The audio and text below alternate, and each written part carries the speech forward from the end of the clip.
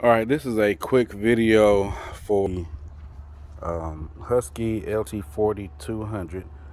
If you've done all of your troubleshooting steps as to why the motor will not crank, you've made sure it's in neutral, you've made sure it's in park, parking brake is down,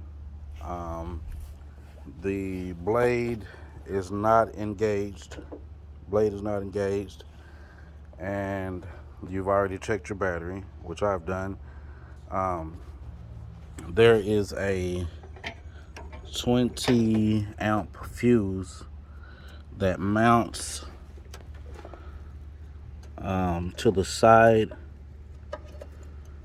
It'll basically be sitting right here on the side of the little metal bracket here. Check that fuse. As you can see, mine was busted, so I put a new fuse in it. I've hooked my jump box up to it.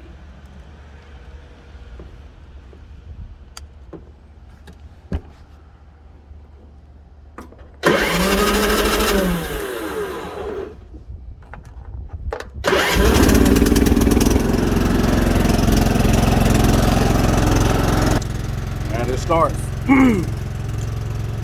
Thanks for watching.